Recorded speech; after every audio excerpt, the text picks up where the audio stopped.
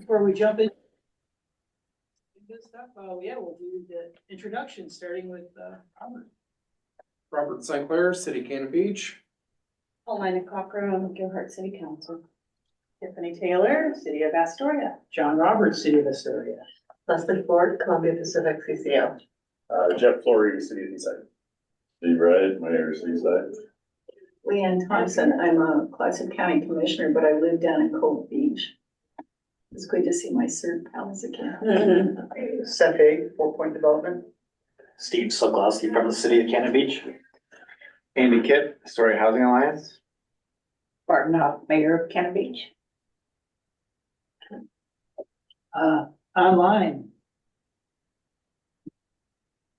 Hey, Eric Ostrander, City of Cannon Beach Counselor. And I'm Garrett Phillips with Crest. And I'm Gail Henriksen with Clatsop County.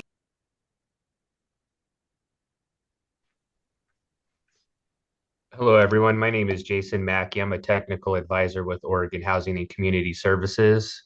To be totally transparent, I was sent this invite from my supervisor, Kate Allen. This is my third week, so I'm just kind of listening in.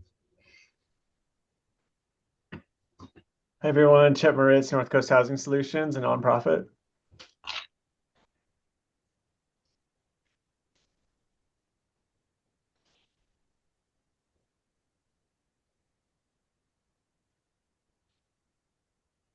And Lydia.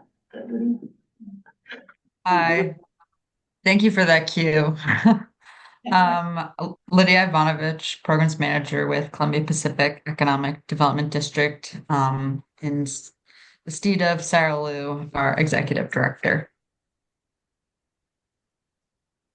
Well, I think you all have seen the agenda, and thanks. I don't know. OHCS, that was, yeah. Hi, I am the mysterious OHCS. This is Kate Allen. I am the manager of the technical advisor team for the affordable rental housing section at OHCS, managing my Zoom name, etc., from a mobile phone. Now I think we got everybody. Yeah, great attendance.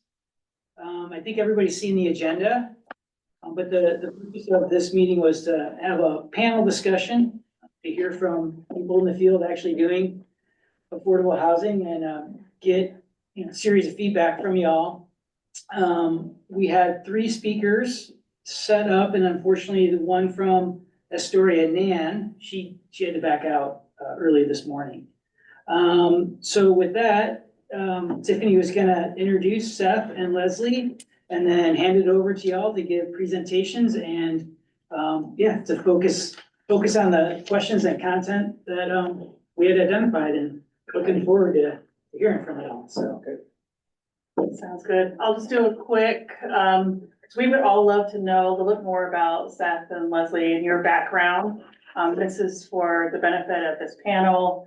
We have spent, a lot of time together interacting and within our own cities and jurisdictions of how we're going to meet our housing needs for our areas and how we can collectively benefit together as well. But it did occur to us that a lot of the answers we're seeking really come from developers, contractors, people who are already doing this kind of work on the ground. Nan with Port Town Property Management was our third panelist that had an emergency with at work that they had to attend to. But it's really, what are we producing and what's the mismatch of what the needs are would be a big one. But you have an audience here that is very interested in to see what your insight and background can help us with. So maybe we can just start with, if you wouldn't mind going first, and then we'll get your maybe a little bit of background, and we can kind of start with some of the discussion items and topics we're looking to hear more about. Yeah. Thank you for inviting me today. I appreciate the opportunity. And these are the questions. Some of that help maybe guide. I'm not in a printer range, so all right. That's really helpful. So by background, I actually am a licensed clinical social worker and spent probably 35 years, doing behavioral health work, both as a clinician, but mostly as an administrator and planner and so forth. And I had the great good fortune to in 1985, move to Portland, and the agency that I worked for was building its first 16-unit HUD project. Because what we know in the behavioral health world is if we don't build for our clients, they don't get housed often. So we started out of the gate, and at that point, behavioral health systems weren't building housing. And it's actually sometimes a hard sell today. So I got an early primer on the whole process, and it didn't scare me away. So I then came back to be involved in the whole affordable housing development when I came to Columbia Pacific. Actually, the first 5 years at Columbia Pacific, I was working with the behavioral health system. But in 2020, the day that Care Oregon went home because of the pandemic, our board met remotely and approved our Regional Housing Impact Fund project. So you might ask, why would a healthcare company be putting money into housing? And it's funny that we're still asking that question. I still get that question. I will get it tomorrow when I'm in Medford doing the same spiel. But we learned early on that without stable housing, you can't get very far ahead in your healthcare endeavors. And if our goal is to improve the health status and improve the options available to the people that we cover in Clatsop, Tillamook, and Columbia counties, then we had to do something about housing. At least join the effort, right? A lot of people are trying to do things about housing. And I'm very agnostic. I support any kind of entity that wants to put its toes in this water and move forward. So we have a lot of different types who are now doing affordable housing development. So that's really exciting. So as a CCO, coordinated care organization, we are required, and we would want to do what they call a community health improvement plan every 5 years. And that's, we survey our population. This last time around, we interviewed 1,300 people. It was a huge effort. And we have a process that it's a very special kind of software package that takes stories. So they're narrative stories, they're qualitative experiences that our members have, and not just our members, but also other community leaders and people involved in the housing and healthcare world. And turns those stories into data, which helps guide our planning efforts and where we're going to put any extra money we have towards in the coming 5 years. And the first one was when we first started this effort, which was in 2005. And the top 3 priorities for the people in our region were behavioral health, housing, and addictions. So, which is of course a part of behavioral health, but we didn't get too technical about it.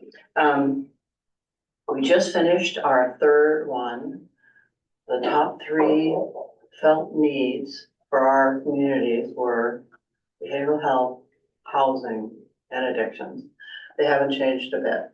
And if anything, I think the urgency, and I'm sure you know this better than I do, the urgency around housing has just increased. And I don't see any end in sight on that one. So being that we are a healthcare company, we were interested in targeting what resources we have to our member population. So that's a pretty broad stroke. That's the Oregon Health Plan population, and about a quarter of our residents in our 3 counties are on the health plan. It's a big part of the population out here. It's a big part of the population in Oregon, period. And so we went through a pretty exhaustive process early on to really figure out where are we going to target our efforts, because we weren't the Meyer Memorial Foundation, right? We didn't have that kind of money. And Garrett, do you have my slides? I'm hoping you can drive because I don't have my computer with me. Yeah, I have them, and Robert has them too, as of just before the meeting. I think I can share though from here, so I might as well just go ahead and do that. One moment, please. So to just, I grabbed a bunch of slides when I was running out the door. So it's really more than you're gonna wanna see. And I'll skip through them pretty quickly so I don't put everybody to sleep. It's just a quick snapshot of how we chose the targets that we did. And they're they're still very relevant today. What I have to admit, so this is what we did. This is a very brief overview of the mapping we did. We did key informant interviews. I probably talked to 45 people in the couple of months when we were setting this up, and they were electeds, they were housing developers, they were members, all kinds of different people, the zoning people, anybody I could think of, or anybody whose name came to me, I went after them to see what their perspectives were and what they felt like the highest priorities were. And I will say, for a couple of years after we did this, I would go around saying, well, when you ask me what's the biggest need, I would say, in a very sophisticated way, throw a rock in any direction. We need it all. We have a deficit in every spot. So I also reviewed the housing assessment needs I could find. Those have come a long way in the last 5 years, but there were documents that I could look at. And then we put together a little table that showed what at that point in time we knew we had, what was insufficient, what was just not there at all, and figure out what were the most pressing gaps. So next slide, please.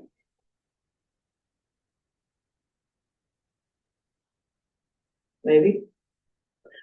So we've boiled it down to 3 places that we would look at entertaining proposals. Stock, meaning bricks and mortar housing. Houselessness services. We have a ever-growing awareness in this state that if you don't pair services with housing, affordable housing, you're doomed. And that was kind of new news to a lot of developers 5 or 6 years ago. It isn't anymore. And in fact, we have been working at the state level on an additional housing support benefit that isn't necessarily tied to what OHCS thinks of as support housing support, and it's available to more developers to provide funding for services to their units, because we're hearing loud and clear all over the state. And Kate, I bet you're gonna agree with me on this one, that the lack of services creates all kinds of damage and difficulties and turnover and expense in the affordable housing units that are currently running. So we're gonna try to add some more intervention, and the governor is very supportive of this effort. And housing supports, kind of the same thing. I don't know why that was differentiated. It's like supports to keep people in their housing, whether that's mediation, whether that's education, whether that's additional care coordination, whatever it takes to increase people's tenancy. Because one of the things we see, and I don't think I have a slide on this, we did a study on the OHP population several years ago, and what we found was, it kind of blew me away. After only 1 year, which is not a lot of time, of stably housing people, their rates of ED utilization, inappropriate emergency department utilization, went down 18%. Their use of primary care services went up 21%, and that's just what we want to see. We want to get people into preventative health care, and housing made a 21% difference in that in a year. And the overall medical spend decreased within a year by 12%. So that's money you can put into housing, right? And just expand those savings. So the business case for investing in housing is really solid. There's all kinds of data that supports it. So that kind of reaffirmed what we were up to. Next slide. So the people that we focus on is pretty broad. Most people who are OHP fit into this. Behavioral health, so that's people who have mental illness or have addictions. Houseless adults, houseless families, elders, and transition age youth. We haven't managed to do anything about transition age youth yet, but I've got my eye on some. So that may be next. Leslie, I might want to interrupt you.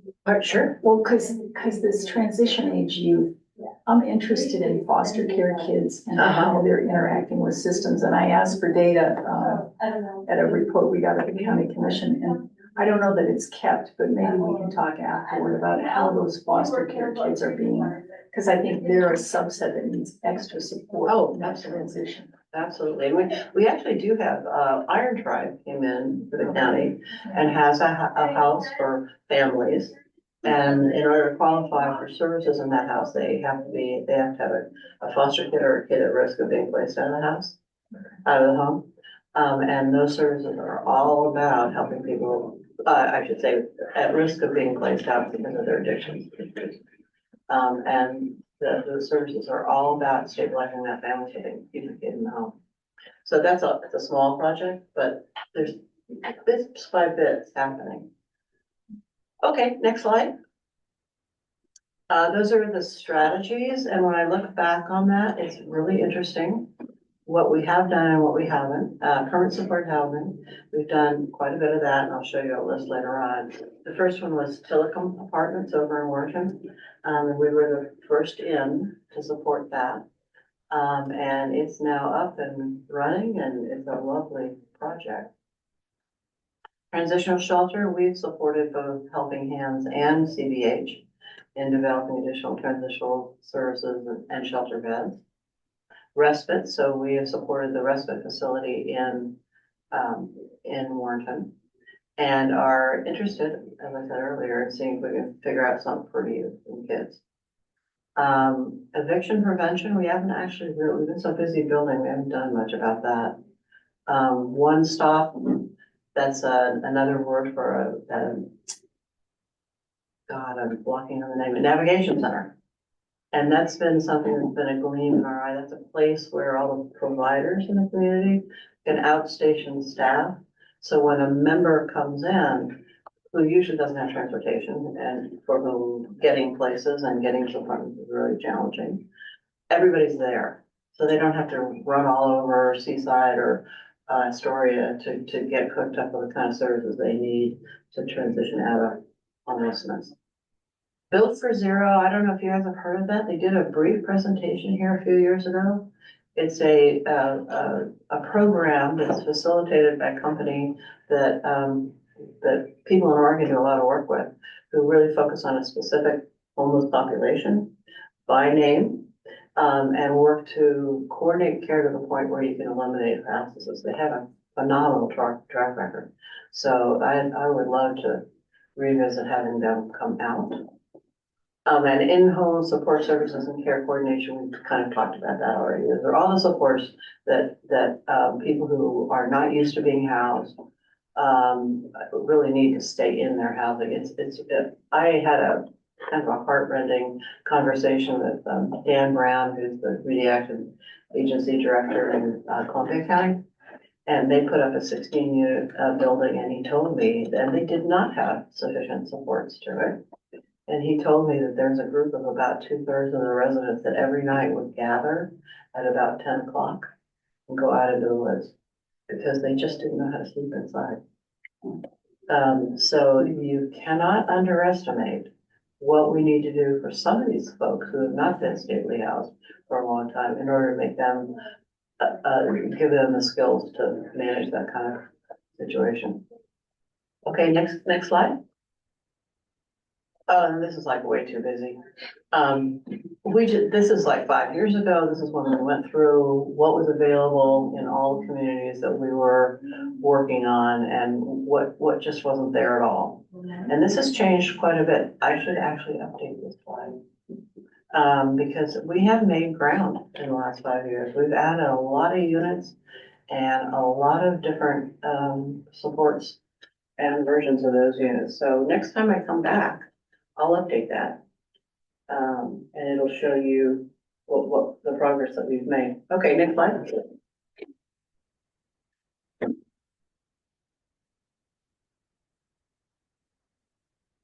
That's just a process that shows you the work we did with our board.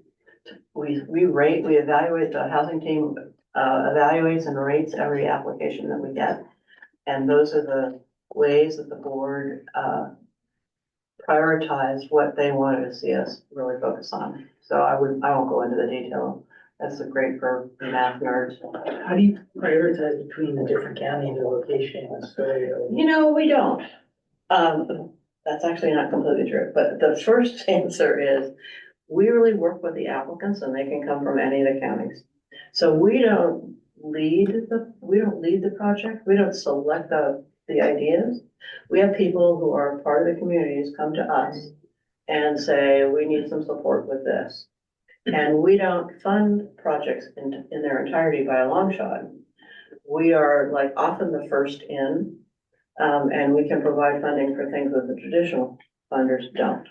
So if you go to OHCS, they're not going to give you much in the way of pre-development money, although that's starting to change. So if you go to a bank, if you don't have some skin in the game already, you're not likely to get a loan. So we are the guys that built one of the projects, the Willard in Tillamook, said that we're gravity. If we go in, it tends to pull funding with it. So we are a leverage machine. We are not a out and out funder. So next slide. Forget that one. Next slide. I should have dropped that one. And again, this is more detail than anybody wants. We also provide a grant writer. So if we have an organization that doesn't have the sort of the oomph to write the kind of grants that it takes to get additional funding, we can help with that. And we pair with all kinds of developers. And that just shows sort of what different populations use, what kind of services. Okay, next slide.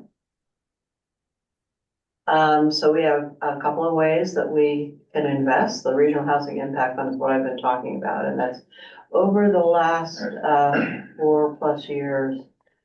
And I'll show you some of the projects, but we put over $5 million into the 3-county area as startup money and as leverage for other money.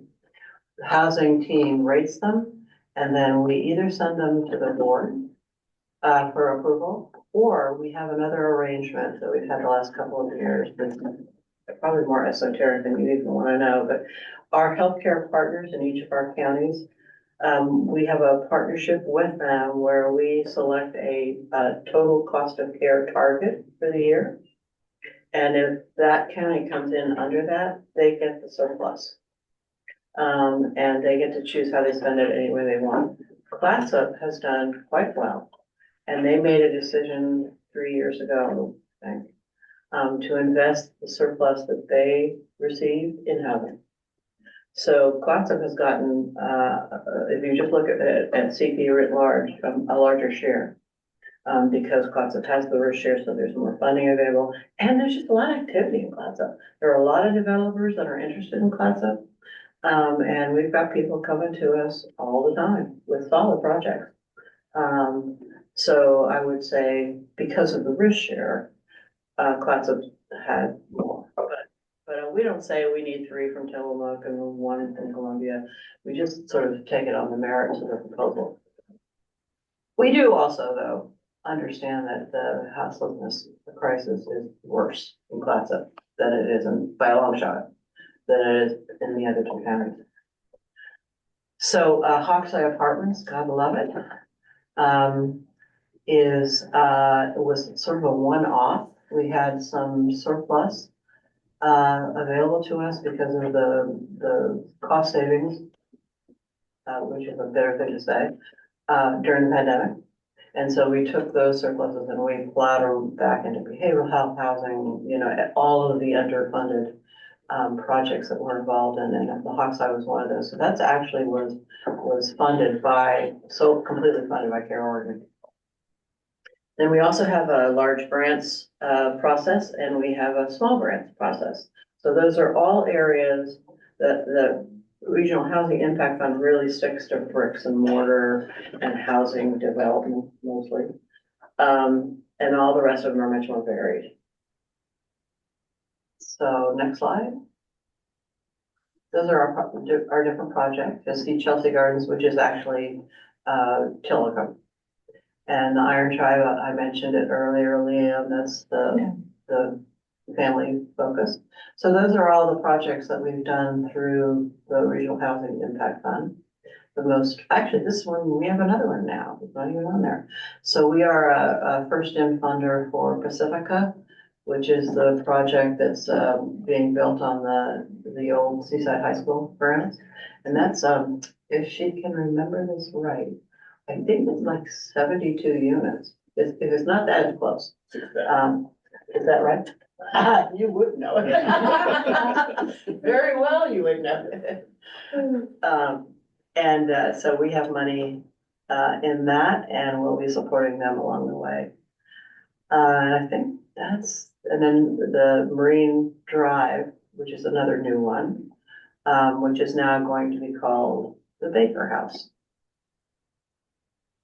And I think that's all that are from the RIF. So next slide.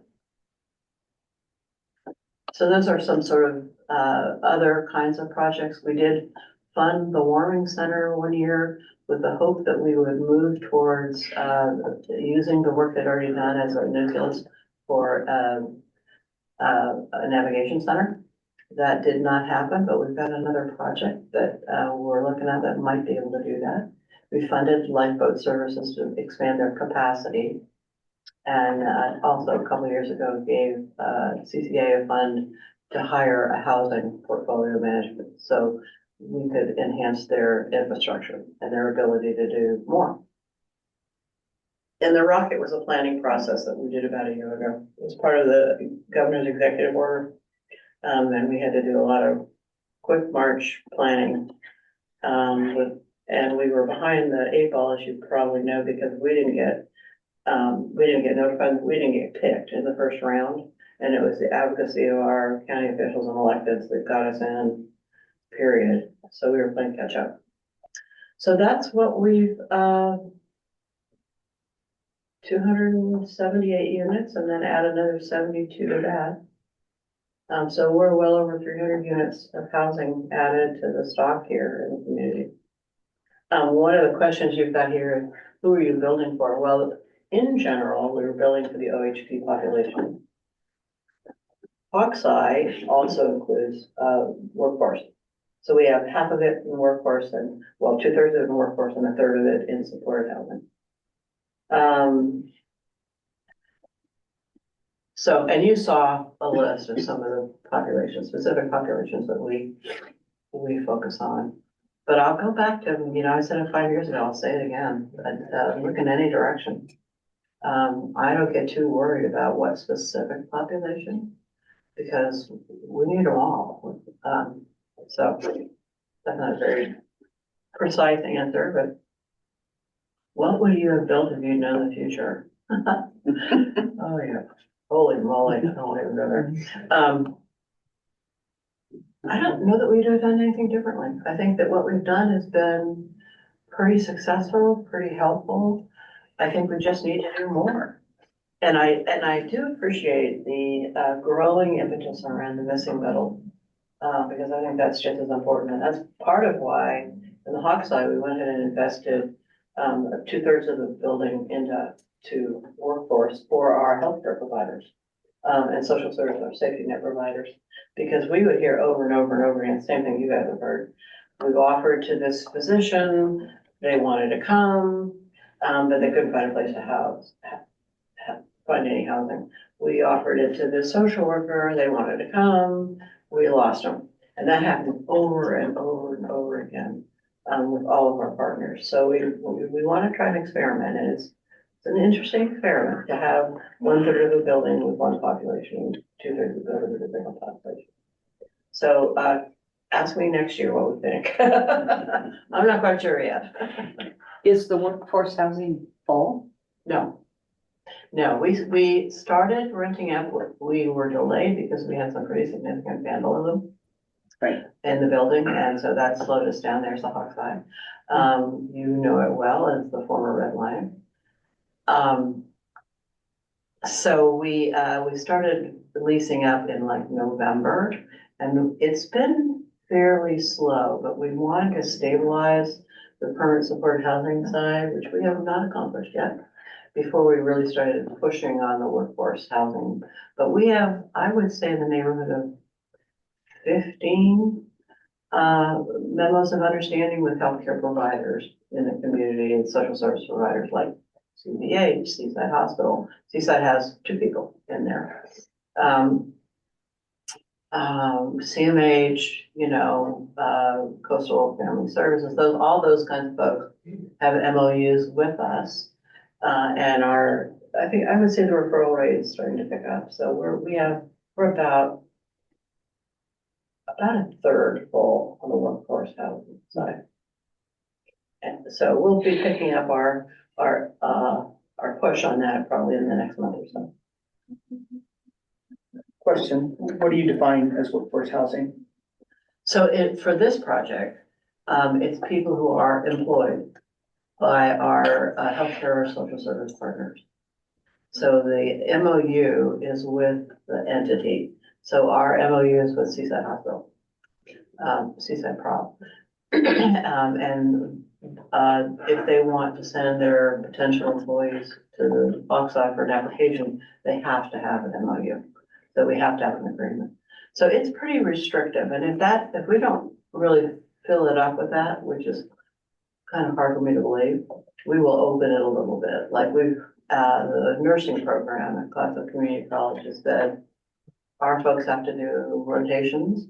Would you consider having a spot or 2 for those nursing students to go through their rotation? And that's plenty aligned as far as I'm concerned. So we'll be tinkering with that, as we go forward.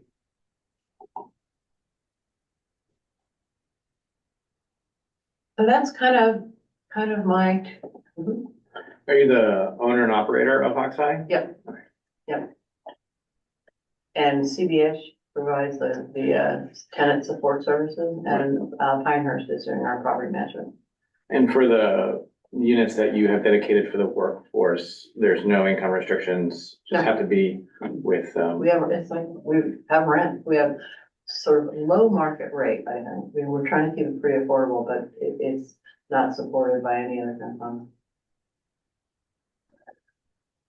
So what are the management services? Because I sat on the CAT board for a lot of years, 12 years or so, I don't know, a long time. And it was the managing of the apartments that was kind of the final hurdle. Funny thing about that, it still is. I was hoping you had a manager. We're working on it. I think I can remember back to my days at Cascadia, trying to find good property management. It's hard. It's a hard business, and they don't have huge margins. So it's always a dilemma. When we were at Cascadia, we'd go back and forth between doing our own property management, and then we contract it out, and that wouldn't be so great. So we bring it back in again, and it's tough. But we, we're a hands-on owner. So in fact, we were here yesterday for 3 hours in our Seaside office, kind of working our project, our property management, to try to kind of get the roles clear and get the rules dialed in. And so it's a challenge. Well, Henry Heimler was a Columbia County Commissioner on your board for a while. Said, we just ought to start our own, which seemed to me to be so ambitious, nobody wanted to take it on, but I don't know if there's a better alternative, if anything else really works. Well, we kind of did that when we brought it in-house and did it ourselves at Cascadia. So there is a local group that is considering starting our own. And so we'll see, how that goes. But it's tough work. So just the last 4 months, property management costs going up, insurance going up. Oh, God. Huge uncertainty at the federal level with funding, you name it. How's that impacting your climates or just the climate decisions, projects? Well, I would say my sleep sucks. We have tremendous uncertainty at the federal level about what's going to happen to Medicaid. And Care Oregon is a Medicaid company. So we have no clarity, but a lot of anxiety. And I think housing developers all over the state are really struggling on the burden of increasing insurance costs. And all the difficulties that attaches to development. So that's been quite a legislative and political fight to get the governor to pay attention to the fact that if we don't figure out some way of reinsuring these projects, because the damage is high, these buildings take a beating. So we've got a pretty good lobby going on doing something about insurance rates. If we don't, it's really gonna start to chill the development market. And if Kotek is serious about really increasing productions, that's gotta be dealt with. And costs are going up too. So I would say that it's probably fair to say that the funding pro formas created 20 years ago for public financing are not keeping up now. It's not penciling. So all of that needs to be dealt with. And Kate Allen, who you met briefly earlier, will take all that for us.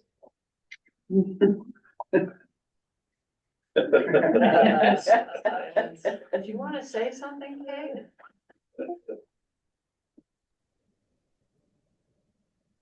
That was a good pause, and I just wanted to first acknowledge OHCS isn't on your agenda today, but maybe going forward we could be.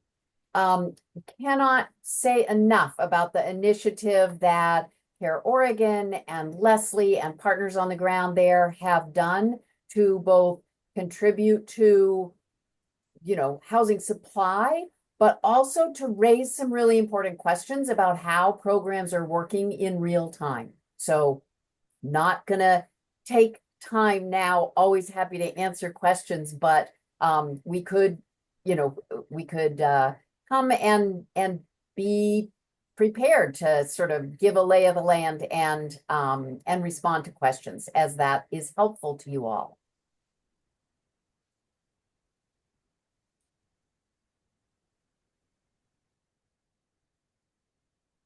So I don't have anything else unless you have more questions. I know we got another person. That's great. This is all super helpful. I wasn't sure if you, Sean, had a list of questions where we could pass this down. Don't know, and I to back that up, I'm sorry, I don't have any slides. I could maybe do enhanced, but that was impressive. Done over the course of 5 years, right? So. Sorry. Sorry for calling you Sean, so. My parents call me Sean. I was like, no, isn't it set? And it is. So, then I'll just read off like some of the discussion points that maybe this might help would be like, who are you building for? Who ended up leasing or buying, if you have that happen? What would you have built if you'd known the future? What, would you have done anything differently? And, what kind of housing is needed now? So that's just some of the questions that we're trying to, I guess, get some answers or get some input from you, but whatever you can add to the discussion. And if both of you are open to additional questions too after, that'd be great. Sure. So, 4 Point Land Partners is working on a 450 unit mixed use master plan, right across the street from Fort Stevens in Warrenton. 210 apartments. We're working with community development partners in the Northwest Housing Alliance, Northwest Housing Authority, to work and provide some LIHTC units there. And then there's 240 single family detached units that are really going to be targeting workforce housing. Anywhere between 100 to 180 of those units, of those 240, are going to be likely built to rent, really targeting that 80 to 120 AMI. It's a new urbanist land plan, so very walkable, very intentional in where the sites are, and obviously being very conscious to the access to Fort Stevens as well as the KOA, but they gotta pay. So my partners and I are working on the land development, have been working on this for a few years. Can't say enough about good things about the county, supporting us as well as, Mayor Balanceifer and his staff there. So, they have been very helpful as this, is one of the largest projects to come through in terms of density and unit count in the county in some time. So very excited to finally get this final PUD approved, which really locks in the site plan and the uses and the utilities and start grading this summer on that. So that's very exciting for us. Some of the challenges that we've ran into, and I think this is, applicable to every municipality here in the county is utilities. So the city of Warrenton has, obviously putting 450 units of capacity, additional capacity to any city at this point, I think, creates some issues. So we've been able to strategically, work with the city as well as some of our strategic partners on how we can mitigate I&I, which is the solids that come through any one of those units, and reduce effluent that the treatment plant is receiving. So that's allowing us to expedite some of the units to market, as well as some financing hurdles that come naturally with land development. You had mentioned insurance. For us in land development, it obviously is not nearly as indicative as if we're going vertical and operating. Our partnership is working, and I'm actually a partner in a few modular manufacturers, volumetric modular manufacturers around the country. And so we bring in light gauge steel or structural, like type 1 type infrastructure buildings that can really reduce the commercial, or even in the residential case, light gauge could really reduce insurance upwards of probably 45 to 50%.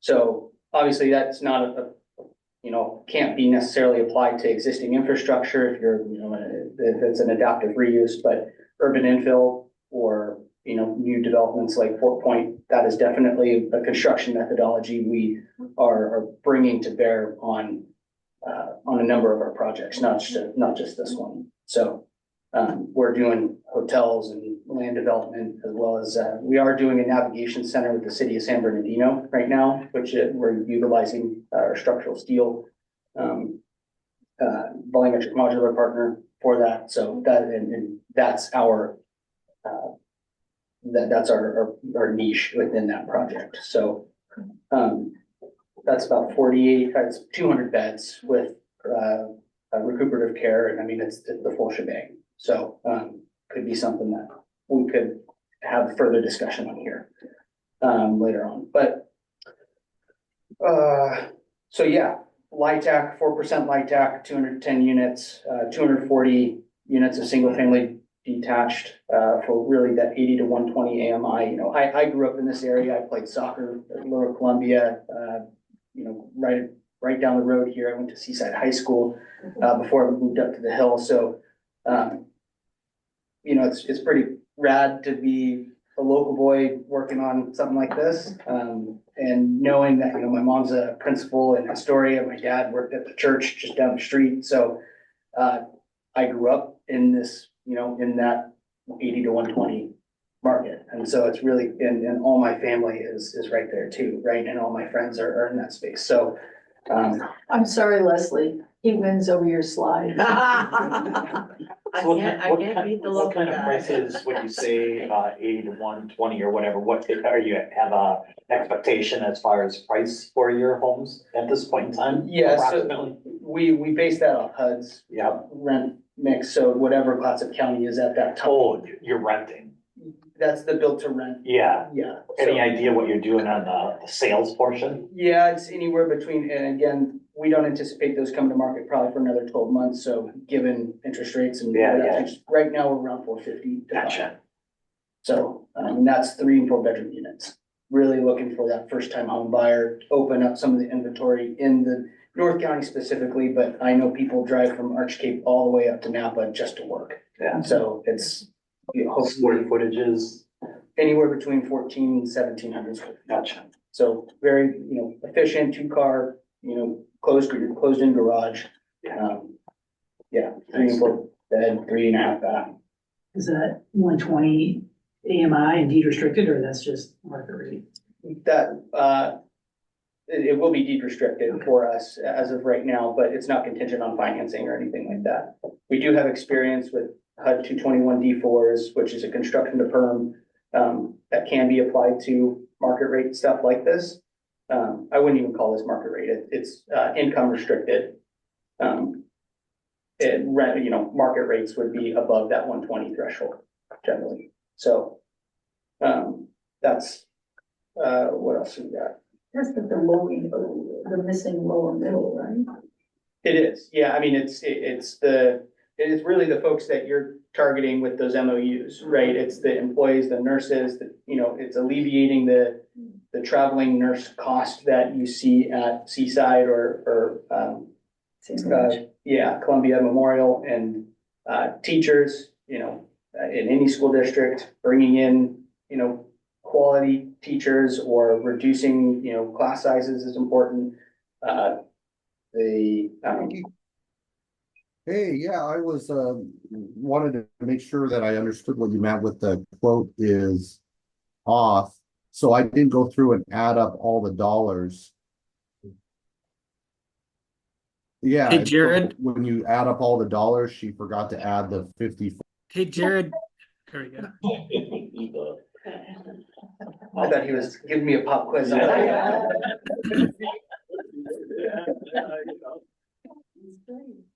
Well, so Mayor Valencever has been talking about his concerns about having adequate water, freshwater, wastewater capacity. Has he taken your project into account when he voices those concerns? Yes. Okay, so you're covered on that. Yes. Cool. Yes, the county, just I guess to touch on that, county did provide some ARPA funds for this project with the city's assistance in advocating for this project. So that obviously helps, incredibly towards this. But the lower pressure sewer system, sanitary sewer system that we're bringing in is again going to reduce the effluent to the wastewater treatment plant as they, improve it over the next few years. Wouldn't have room for a biodigester, would you? Maybe down in our cave. That's a long. That's a lot of pipe. The infrastructure, we're considering, not here for this project, but, really what our group is able to bring in terms of supplying housing at kind of this capacity in this 80 to 120 market, or kind of, rate, segment is, we're really a one-stop shop when it comes to a development team. We bring, if there's any issues with infrastructure, we can bring, a laundry list of solutions that we can work with and collaborate with, agencies such as yourself, with municipalities like the city of Warrenton, and bring that into consideration. It's not just, the kind of traditional stick and brick, like we're just connecting, paying the SDCs, and we're off and running. Times are changing right now, and we have to be able to be nimble in order for larger projects like this to really pencil and make sense. Integrating the it's not a novel construction methodology. It's been around for 50, 60 years, but volumetric modular, especially integrating structural steel components, it changes the dynamic of, LIHTC or market rate, mid-rise or high-rise, because you don't have Davis-Bacon for anything that's built in a controlled factory at that point. So, or prevailing wage, which generally comes with any HUD financed or any sort of bonded project. So those are also, components and strategies and potential solutions that we're able to bring to bear when we work on projects such as 4 Point. What does that kind of construction cost compared to stick built? I mean, out here, considering, a new home probably be around what, $350 to $550 a foot right now. We can build those in light gauge steel for probably $140 to $170 a foot. what I thought. Well, we had a project in Medford that was a supported project, and it dropped the price almost in half to go to a lodging. And we can expedite that time to market by roughly 50%. Yeah. Not, no knock on the contractors out here, but probably even more than that, because I know that they are just strapped. There's so much work to do. Yeah. We can, build a home and bring it to market in probably a matter of a few months. Where's the factory that you're bringing these from? We're expanding to, right now, we're looking at locations in either Rainier or Longview. So. Clatsop County. We need to be by the I-5 corridor. We need access to rail. Gotcha, So. gotcha. Well, I mean, and you're good with your infrastructure and everything, you're ready to roll over there, huh? Because I mean, this is what we've been talking about from a group perspective, from a numbers perspective. You're talking about 450. I mean, that's what we've been talking about with the groups where we've been hoping for. So congratulations and thank you.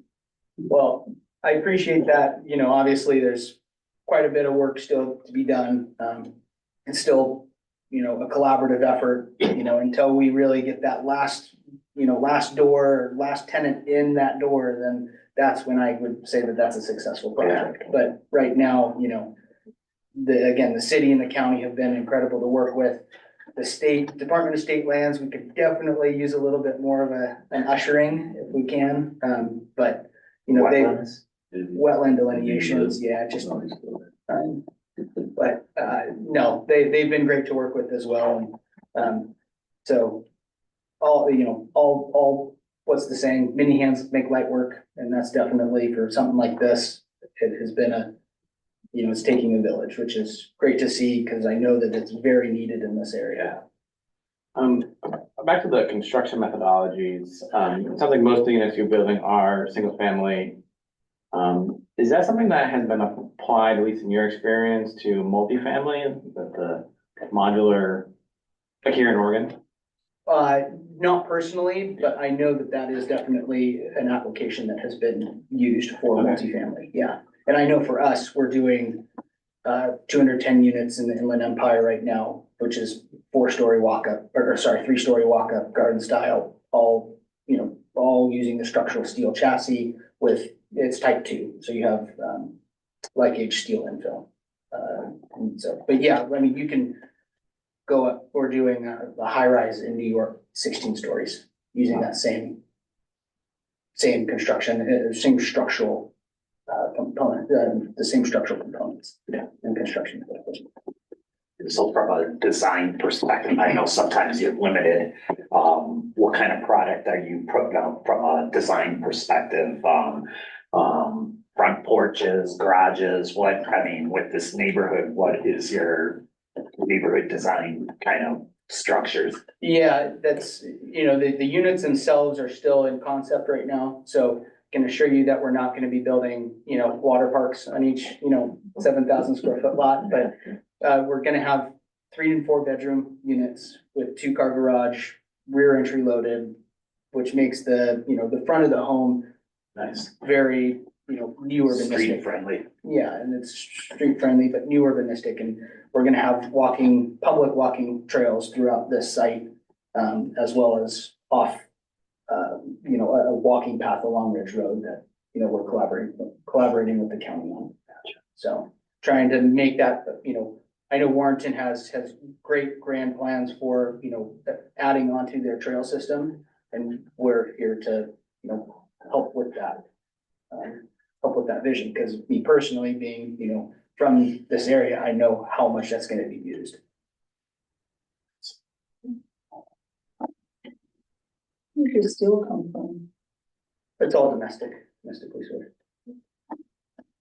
A new urgent question. Yeah, that's good. Yeah. Yeah, all of our fit and finishes, fixtures, materials are all, I would say predominantly sourced domestically, which is strategic by the partnership. How many of the 4% LIHTC units? We're entitled for up to 210. Okay. So your group will also do then all financing and applications in-house, or you farm those out? For the LIHTC. Either or, since. So right now, we have the hat on of the land developer, right? We have, we're working in partnership with community development partners to acquire and develop that. It's a 9-acre parcel on the northern side of this master plan for those 210 units. And they would be managing all of the financing and all of that. If we choose to self-perform on any of the single-family components, then that would be at that juncture when we decide if, what we're using for financing and how we're capitalizing it. But right now, we just want to get this a little bit farther before we make those decisions.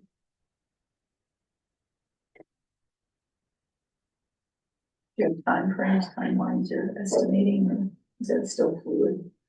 Yeah, so we anticipate breaking ground, which we're gonna, I don't know if anybody's driven past that within the last few months, but it's a cleared 60-acre site, which is really pretty cool to see. But it also is a major sand dune. There's about 650,000, I'm gonna answer it, 650,000 cubic yards of sand that we gotta Manage there. Yeah, manage.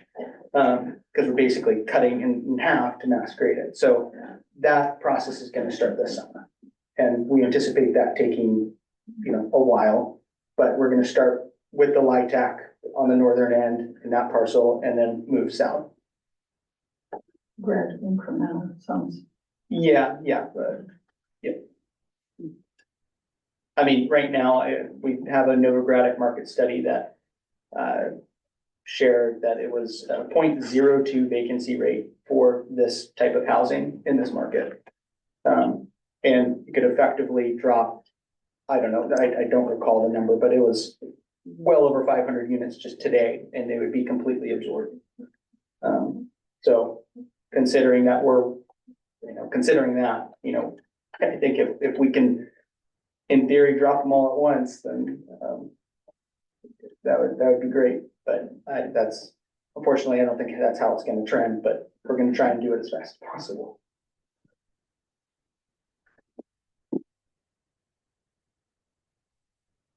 Did I answer all the problems? I'm sure everybody has more too. I know it sounds like even that maybe a lot of us are interested in knowing how you're able to get the reduction in the price per foot. Obviously, we all perked up on that one, which is an incredible feat, right? And I feel like there was maybe conceptual drawings, or was there a housing project that maybe you might have shared with us last year? Was it in Colorado? Do you know what I'm talking about? I was not here last year. I feel like we had discussions with Matt, our previous director, with some of this modular stuff.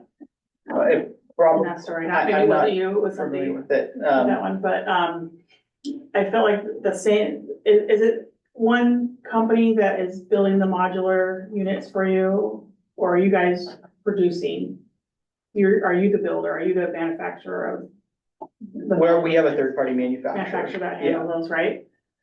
And maybe that's why I'm trying to connect it. There was something with Abbey Lane with this. Oh, yeah. Is that where this is where I was trying to? Yeah, that manufacturer was based out of Boise. That was a timber-based company. That's what it was. Okay. And timber and transportation, it just was a mix of just not the right time for that project. It's still a great project, I believe, but just not the right time for that. And with that, that material, it's just, I have since moved on to steel. Steel, okay.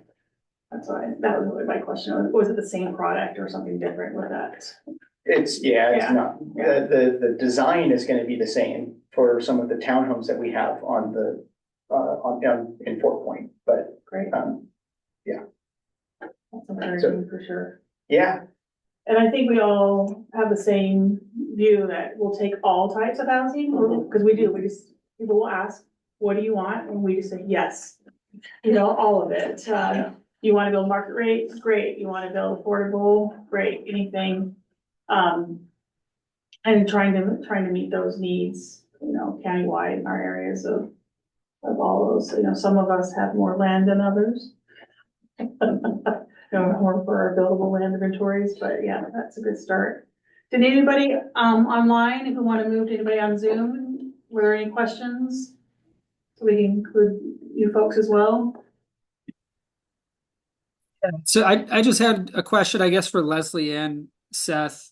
And I know you touched on this a bit, Seth, but interested if you could say again what the bedroom counts are on the rental units. And I guess for both of you, just do you see any like trends in um like unmet need for certain size or format dwelling units? Like are, like 3 bedroom rental housing or whatever it might be. I don't know. Is there something out there that's just not getting addressed even more so than the others? I know all types are needed, but Yeah, so from like a 3-story garden style standpoint, that's gonna be 1s, 2s, and 3s. But again, I'm not the designer or developer for that specific project, so I'm sure that will, that's up to them to really solidify. But on the single family detached 3s and 4s, really, entry level families or young professionals trying to, create a little bit of equity for themselves and really lock themselves or root themselves into this community. That's the intention there with those units. So, and it's ultimately gonna hopefully open up some inventory into the market with some other units as well. And it could be very well a downsize as well, because I know that there's a lot of 3,000 and 4,000 square foot houses that folks just want to downsize onto. This is a great location and a great option for that as well. So that's where we're justifying that 3 to 4 bedroom count. Our projects tend to, for deeply affordable housing, tend to also include 1, 2, and maybe 3. But what we find in practice is usually the 1 bedrooms are the most in demand. So, which is not exactly what I expected to see. So it depends on the project, and different projects will weight the room count differently. But primarily it's 1 bedrooms in our population. Hawksides are mostly studios, big studios.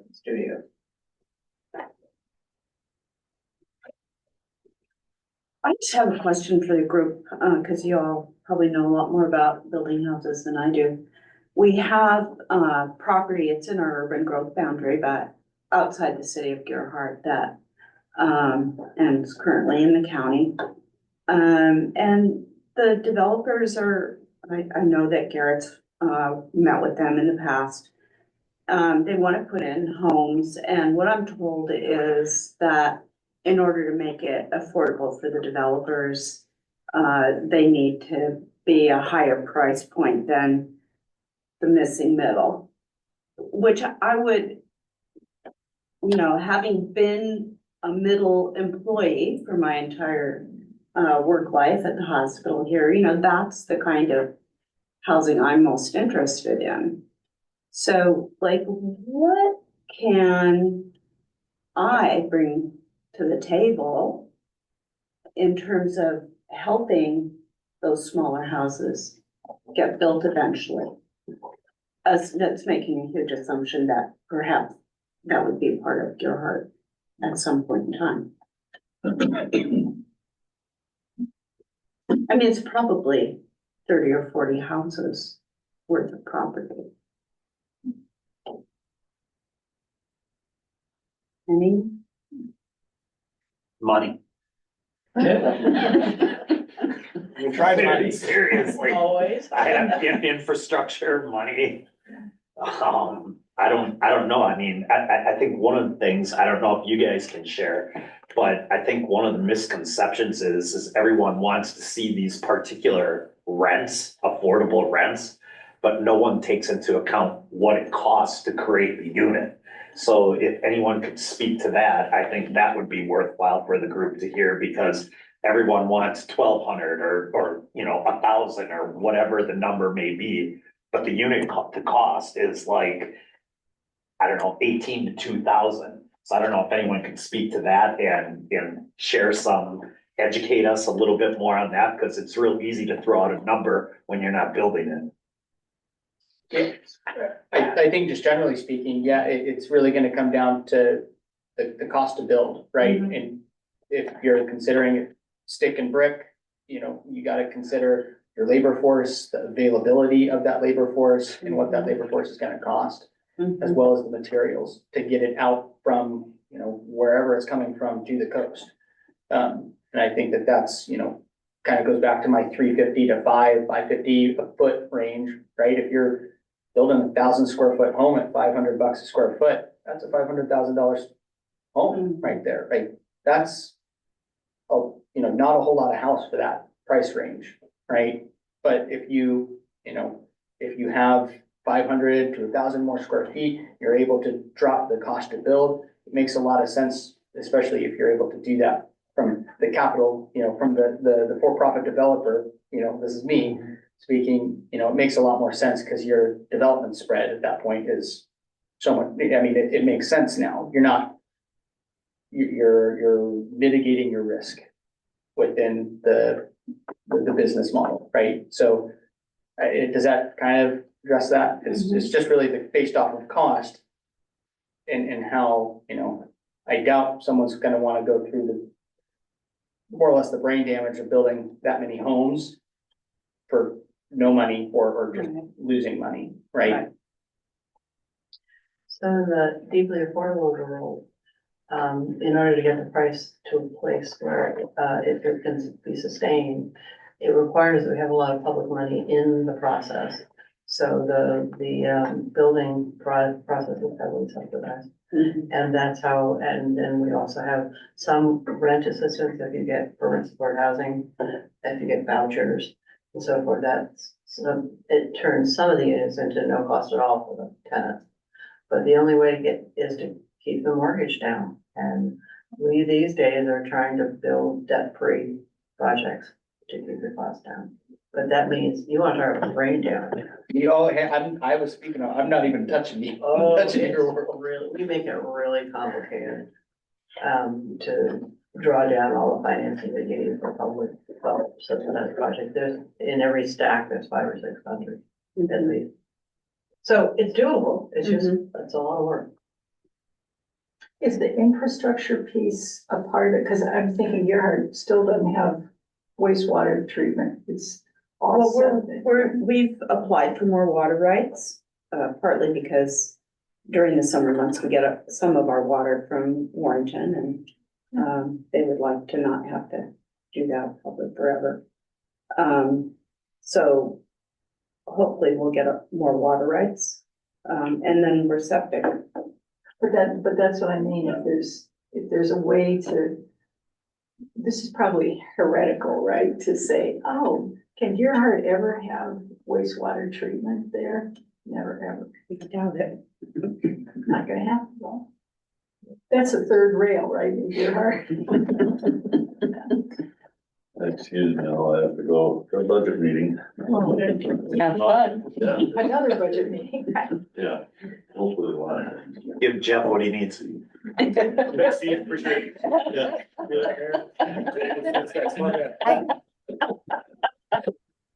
I thought I might be able to pitch in a little bit on that question about, how can we ever get more in the middle housing, workforce housing realm.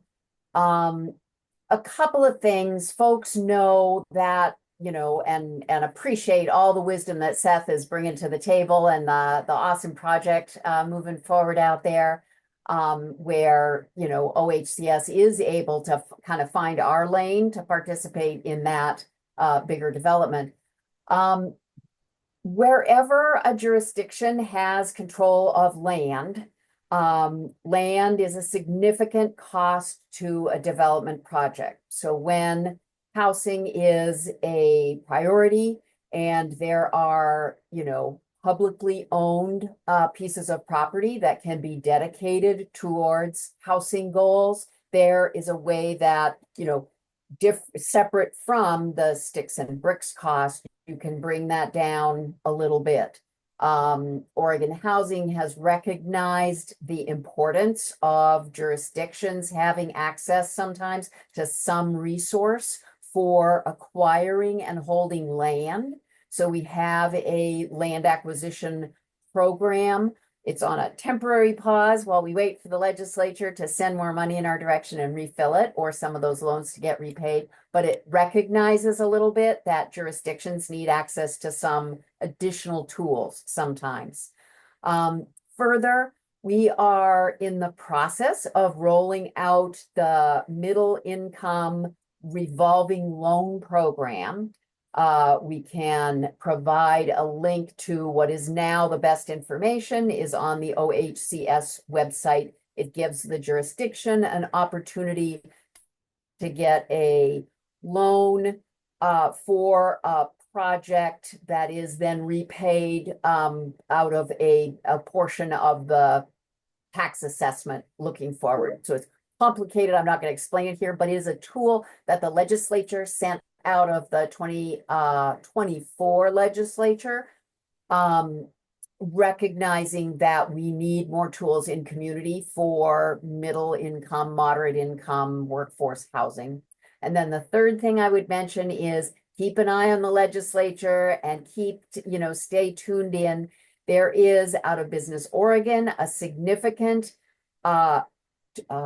infrastructure fund for jurisdictions. So this would be resources available for jurisdictions that are building affordable housing and need resources to, link the sewer up to that spot, which is something that the strictly housing dollars can't do. So there's a couple of things that I think create some momentum and hope around exactly this issue. Are those infrastructure dollars going to be prioritized to those who have the housing requirements as far as the production? There is some tie to it, and I think it is going to be similar to that, more the 80 to 120 or 60 to 120, which captures for a lot of communities, a lot of the workforce. So there will be that is similar to the middle income revolving loan program. It recognizes that, and it's agnostic generally about whether it's home ownership or rental development, but it is getting at affordable, or what some folks are calling attainable housing. So it is broader. Forgive me, everybody. Is there a chat functionality in this meeting? I'd be happy to drop the link for the MIRL, the Moderate Income Revolving Loan Fund that Kate just mentioned, but I'm not noticing a chat feature.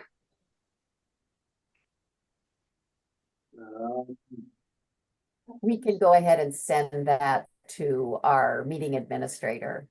Yep, I can do that.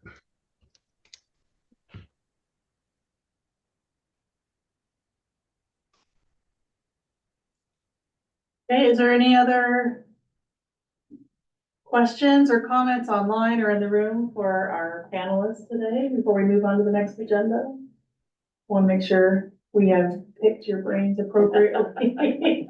And at least, we definitely appreciate you sharing your experiences as you're developing and building and pursuing the housing needs for each group. So I know that's been extremely helpful for us today. I know Garrett has my information. If any of you have any questions or want to run something by me, I have an open door, so. It's great. It does look like Lydia has a comment or a question. Yeah, thanks. Really quickly for Seth, my ears perked up when you mentioned timber with modular. I'm just curious if you could just reiterate you saying that the product ended up not being suitable. Just curious why and what do you see as a trajectory maybe of integrating that product with affordable housing development? Yeah, that was just a partnership decision at that time. So there was really nothing outside of that. Timber is very great resource to build with, and especially in markets like this, if you can integrate the volumetric modular construction methodology, you can probably cut 15 to 20 bucks off your price per foot with just that material. But you also got to factor in transportation, got to factor in who's building it, what the end product is going to be, who the end user is going to be, and then all of those factors put us in a, we didn't necessarily want to go that route at that time. That's like traditional stick frame. We're not talking about composite or like engineered wood. Correct. Yeah, no CLT or mass timber. No. Or mass plywood panel. No. That's just your normal 2x4s and all that good stuff. Yeah. Cool. Thanks. Yeah. My dream dies hard, Lydia. I think I'm gonna have to give up on. I've just been talking for years about how we ought to have mass plywood panel modular housing, and Keep it going. yeah, well, how long can a person live? You know what I mean? I was telling you, I'd love to see. I mean, Till the last breath. well, it just makes sense that in this economy that we have so many trees and we can't make this work. I don't know what it takes. I haven't figured it out. If you've got an answer, I'd love to hear it.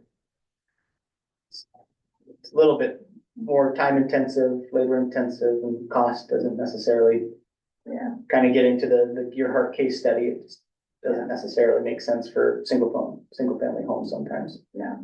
If you're building an airport like PDX, I think we have one of the prettiest airports in the country. So Yeah, it just provides local wages. And it supports a local workforce and a local culture. It's just hard to see that dream die to turn to Disneyland. I'm not arguing I that. knew you're from here, you know what I said, yeah, thank you. I appreciate Lily's question. Well, as somebody said, just throw a rock in any direction. That's my philosophy, very sophisticated. Yeah, so the last thing on the agenda was legislative updates, and we saw Brett join us, and are you gonna lead that discussion, Brett? Give us some updates from Salem, what's going on related to housing? No, Aurora, who presented last time, was scheduled to be here at 3:00, I believe, Darren, if that's correct. Okay, it is 3:47. Yeah, Aurora has a regular committee assignment, I think, on the same day as these meetings. So, yeah, she wasn't going to be able to make it for 10 more minutes. Brett, is there anything that you think is really remarkable that has been getting discussed at the legislature? Aurora would be the right person to speak to that, not me. So okay. She's the person who's in the Capitol today and would know more what's going on specifically and behind the walls of the Capitol than I would. So. All right. I can text her real quick and see how much longer she's going to be if you want me to do that real quick. We're happy to come back at 3. We can use a short break. Okay, I'll still let her know that we'll be ready right around 3. So. Thanks. Here, Brett, I think. Okay. Take it away. Good to see you. Awesome. Thank you all. And I apologize. Same as last time, I'm in a corner of the Capitol, so it is a little bit loud in the background. I apologize if there's some of that going on. But we can hear you loud and clear. There's no background noise. oh, fantastic. This mic must be really, really working. Okay, well, good to see you all again. Just a quick introduction. My name is Aurora Jettle. I'm a legislative analyst for the department here.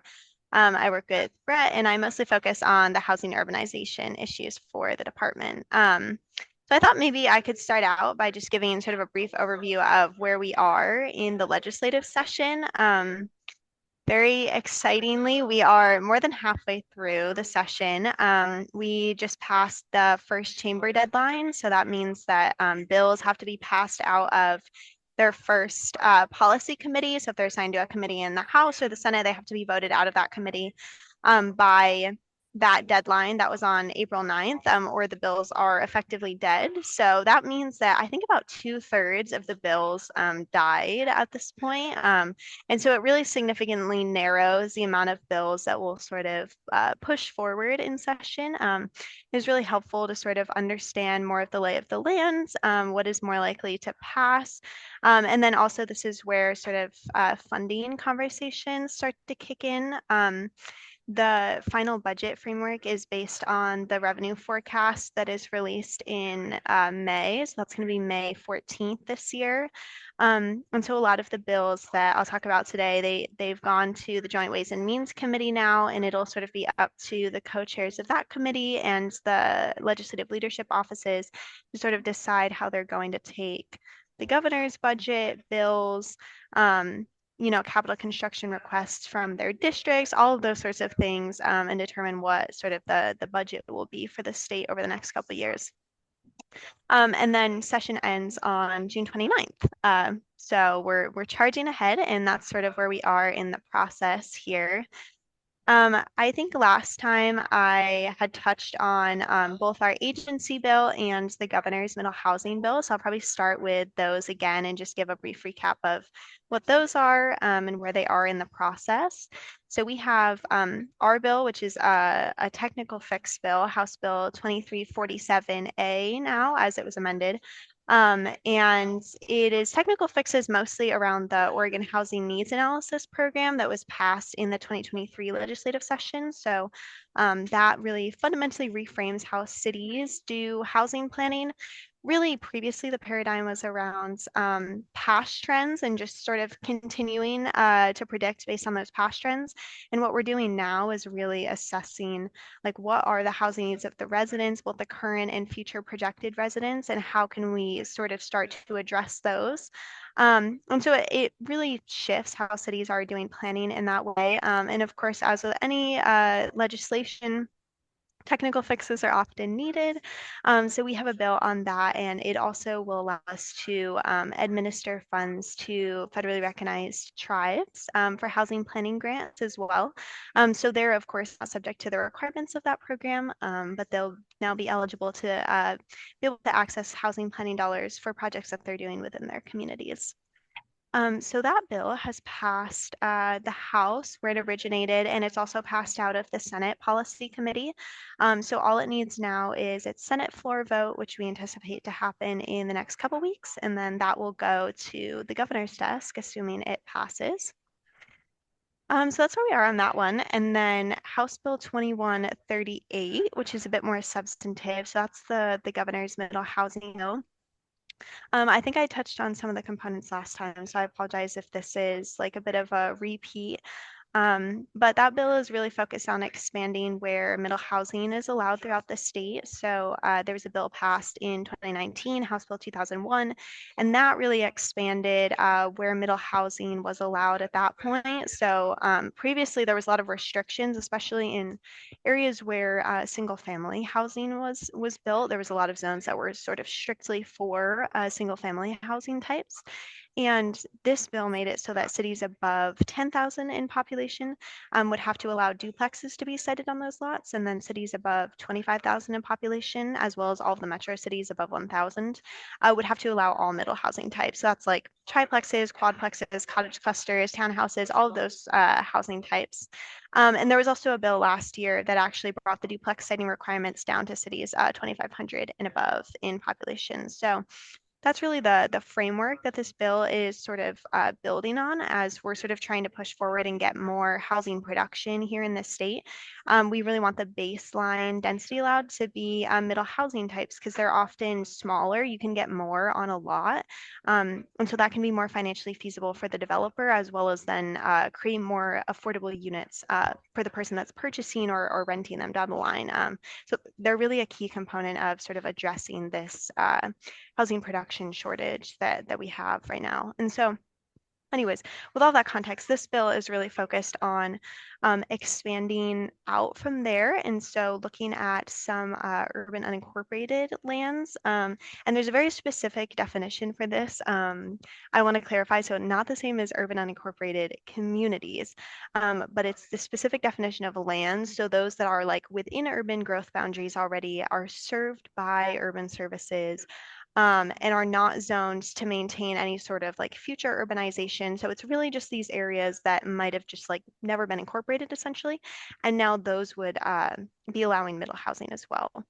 And an additional component to that is taking us back. So in 2019, that bill prohibited future CCNRs from restricting middle housing. This bill will actually now sort of retroactively invalidate CCNRs that prohibit middle housing.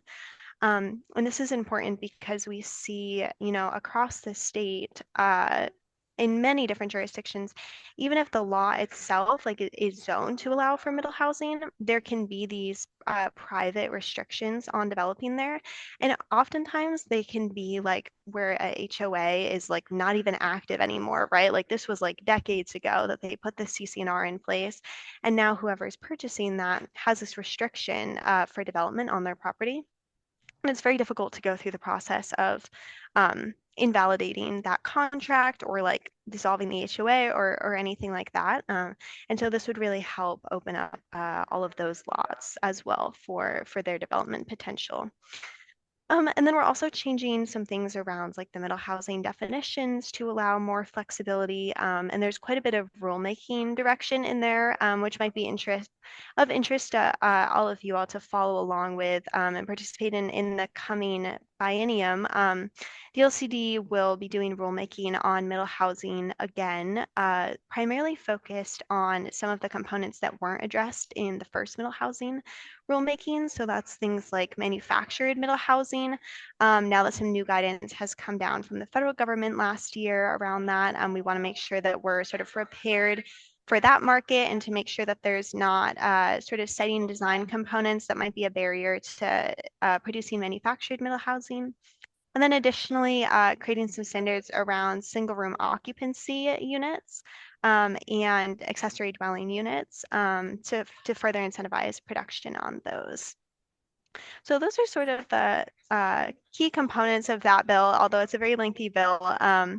And that bill has passed out of the House committee where it started, and it's now in the Joint Ways and Means Committee because there are some resources for the department to do rulemaking, as well as $1.5 million in grants for the department to be able to allocate to cities who will be doing code updates or any other work that comes out of the bill in this next biennium. And I would also just clarify too that cities, when we're doing the rulemaking, the code updates and stuff that might come out of that actually won't sort of hit in this biennium.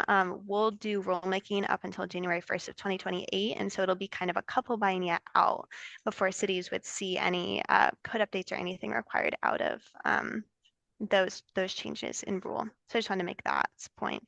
So yeah, like I said, that's in Ways and Means now, and a couple others I think that would be of interest to you all that are also in Joint Ways and Means. There's House Bill 2316. So that is really focused on creating program structure around using state-owned lands for housing. And so it creates a process by which the Department of Administrative Services can designate state-owned lands for housing production, and then also how cities or counties can work with the state in order to elevate lands that they identify for housing production. And so really trying to unlock state lands that aren't really being used for any significant purpose right now, and that might be better utilized for housing production. And then, of course, cities would also, there's some very nuanced property tax structure in this, but at a certain point, cities would be able to collect full like property taxes from those as well once they go through the whole disposition process and they're developed and everything. So I think that's sort of an added component there as well. And then the final one is House Bill 3031. So that is a housing infrastructure financing program. The governor's office has asked for $100 million in that. And so that would be to finance infrastructure projects that are supporting housing production throughout the state. I know there's some set aside for rural jurisdictions. And there's also some density requirements on that as well to sort of put some programmatic framework around that and ensure that there's sort of the best bang for the buck in terms of housing units with the infrastructure financing. And I'm know they're hoping for recapitalization in future sessions, I'm sure. We know that, you know, the state needs many, many hundreds of millions of dollars of infrastructure funding across the state. But I think those are the bills that have sort of moved forward out of that first chamber deadline that I think would be of the most interest to you all. I don't know if there's any of those that you had specific questions about, or maybe other bills that you're hearing about and would want to talk about.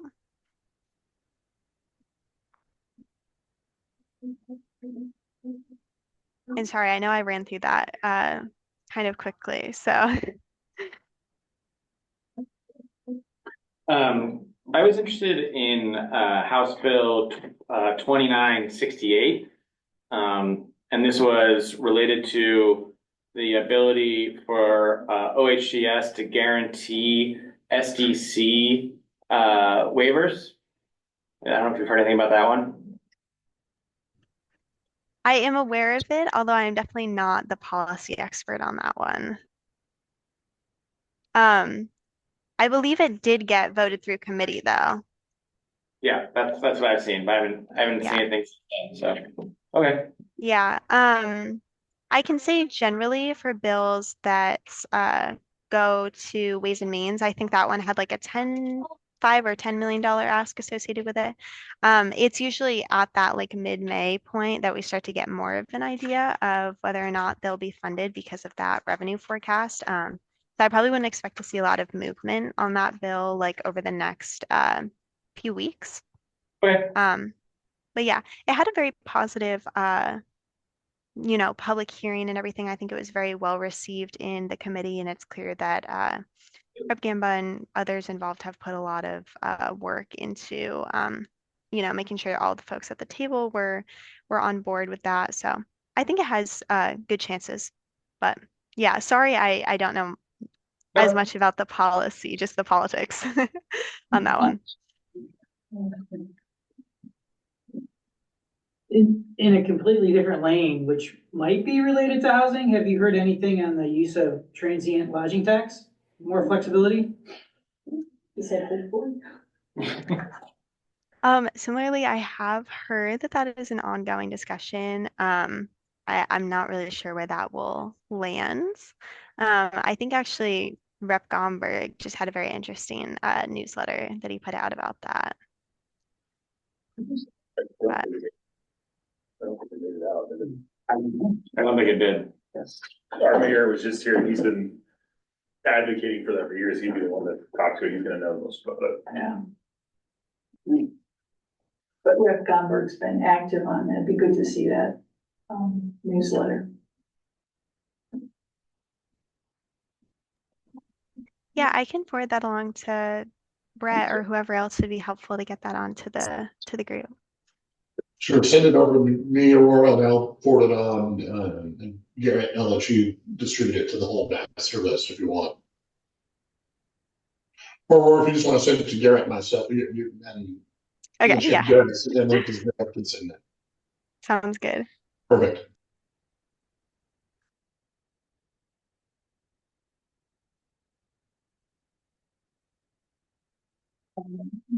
Any more? Aurora, we thank you for your time and insights. Much appreciated. Yeah, totally. Thanks so much for having me again. It's good to see you all. Yeah. And sorry, one day I will come here, not in the Capitol. So. Thank you. All right. Thanks. Take care. No, you don't. So I think we're about ready to adjourn, and I'm told typically try to identify what's on the agenda or what's the target for agenda items for next month, or is that to be determined? So we're scheduled to meet on Wednesday, May 28th, regular time and place. And what we're going to try to do is bring back a follow-up to last month's meeting where we heard from Kai about the Lease to Locals program. And Alyssa is trying to work with Kai on, I don't know if I'd call it a proposal, but some more specific scenarios of how the Lease to Locals program could work in Clatsop County, with a group of cities participating together, for example. And so having a follow-up discussion on that. So that's what we're trying to put together for next month, Wednesday, May 28th.